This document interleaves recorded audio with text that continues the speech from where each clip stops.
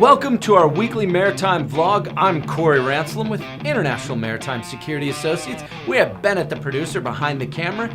This week, we're going to delve into ship arrests.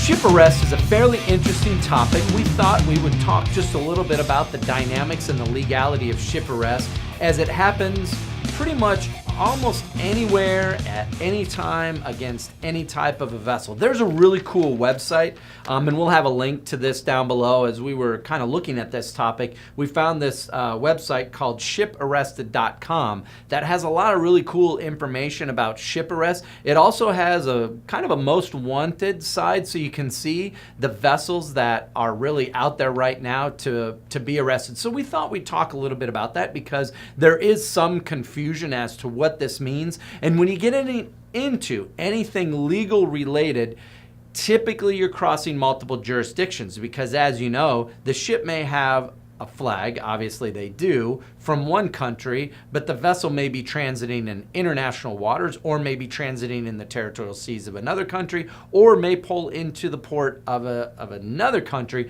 So there's a lot of jurisdictional issues that take place when you talk about ship arrest. And there's a little bit of a difference between a ship arrest and an actual ship seizure. So with anything, I always like to start out kind of on the level playing field. And so we thought we'd press forward first with what's that legal definition of what a ship arrest is. So the definition from a legal standpoint, and this comes from the old English law, and a lot of this is based on English law. So the definition, here we go, is a legal action to seize a vessel or cargo, large yacht, cruise ship, or maritime property as security for a claim or to enforce a maritime lien.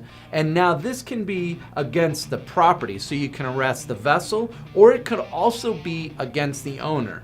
And there's just a number of legal definitions that will vary country by country. So you should understand what those legal arrest definitions are for your country, where your vessel's flagged, but also the countries that you move through. Hopefully, whether you operate a large yacht or you're on a cargo vessel or a cruise line, that there is not a threat of a vessel seizure or arrest. These do actually happen fairly commonly. The ones that we've seen in the past are typically because a vessel got work done in a shipyard, the vessel leaves the shipyard, and there's some dispute as to payment for services. So what the shipyard will do is go through the legal process in their jurisdiction to be able to arrest and hold the ship until payment is made on that claim. Now, there's even sometimes within a ship arrest that the ship will be arrested and seized and sold to pay or satisfy that certain claim.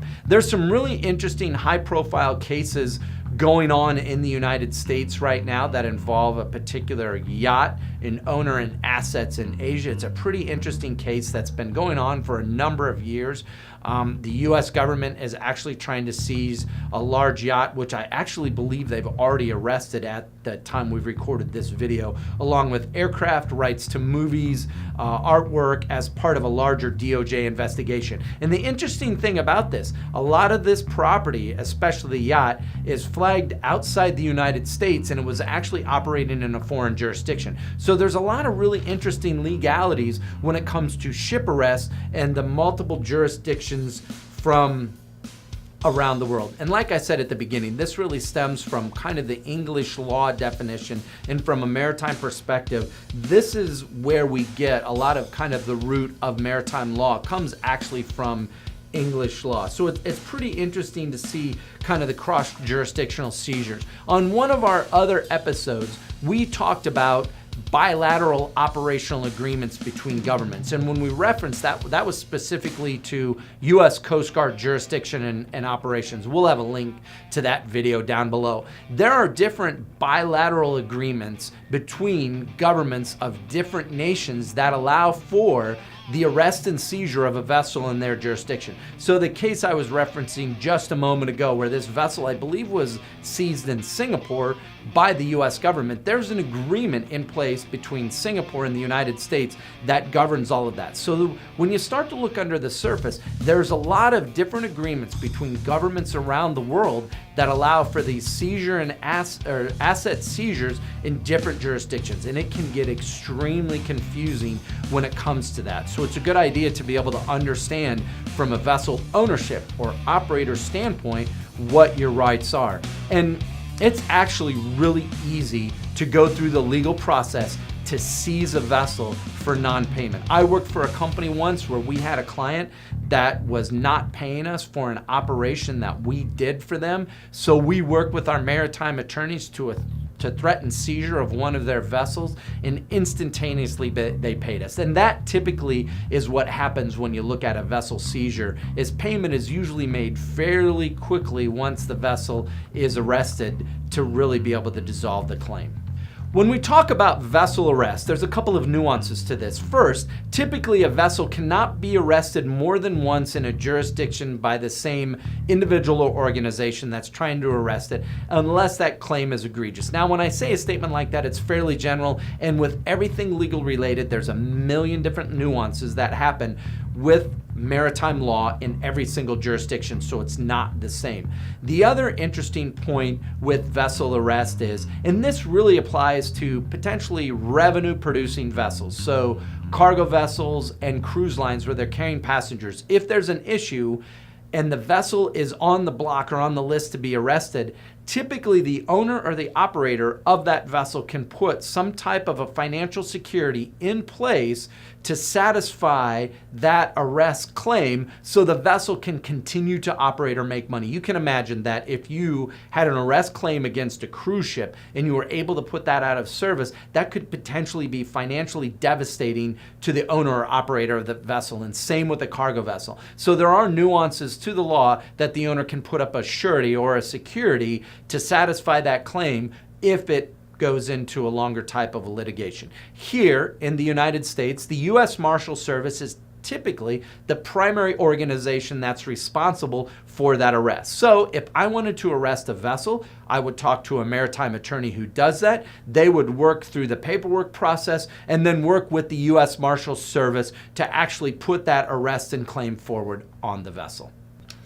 As we're talking about vessel seizure, I thought it'd be interesting to pull out a couple of different recent seizures that happened that made news headlines. And I'm not going to get into a lot of detail here because a couple of the cases have been resolved, one of them hasn't, but it's really interesting to see some of the seizures that have happened over the past year. And there's a number of them as you start to delve into this, as far as large yachts and cargo ships, and there's always disputes when it comes to these different claims. So there's actually a lot of them out there. And again, shiparrested.com, we'll have a link, and there's a lot of really great information on there. So one of the most interesting ones that we saw was a case that was really pushed by the Sea Shepherd organization on what would be the largest fish processing vessel in the world. They have worked to get the flag state of the vessel to drop the flag of the vessel. So now the vessel is pretty much stateless, and Sea Shepherd is working to get this vessel arrested.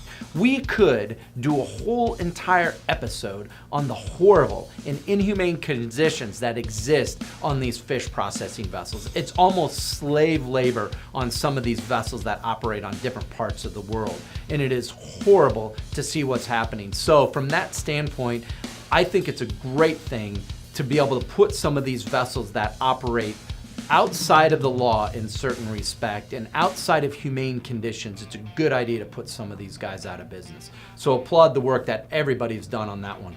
One of the most interesting vessel arrests that happened was a vessel called Sailing Yacht A, which is an absolutely beautiful vessel that was designed for an extremely wealthy business person. And you can research to find out all this stuff. This vessel came out of the shipyard, basically stopped in Gibraltar, and was arrested in Gibraltar because there was a claim against the vessel that the owner at the time had not paid for some of the work that was done in the shipyard. The owner stepped up and immediately satisfied that to get the vessel basically out of hock. But the Sailing Vessel A is an absolutely beautifully designed large yacht, one of the biggest sailing vessels, and I think it is actually the biggest sailing vessel in the world. But that was a really interesting vessel arrest that took place. It was roughly about a year ago in February of 2017. The other one that I thought was really interesting was a $93 million yacht that actually got arrested and subsequently seized. It's called the Indian Empress, and there was some legal issues involved with that, but that was a pretty interesting seizure that took place on that vessel. And like I said, there are vessel arrests that take place all the time around the world for different size vessels. Vessels that are as small as a center console vessel can be arrested all the way up to the largest of the large cargo ships and cruise lines. So there's nobody that really escapes the bounds of vessel arrest if there is any type of a major claim or problem, which for most vessel operators around the world do a good job of paying their bills when they go into yards or into marinas, so you don't see this happening as much as you would think it would happen, but it's still pretty interesting to be able to talk about it. Hey, thanks for joining us today on the vlog. We appreciate all the viewers that we have out here. Make sure you subscribe to this channel so you get notified when we post phenomenal content like this. If you like these videos, make sure you hit the like button for all the videos you like so we know which direction to go with the content. We really want this channel to be user-focused and user-driven. Connect to us through our social media so you can join the conversation and ask us questions detailed in the banner above and also in the comments section below. Remember, if you have any questions about maritime security, regulatory compliance, or maritime risk management, don't hesitate to reach out to us because we're always happy to steer you in the right direction.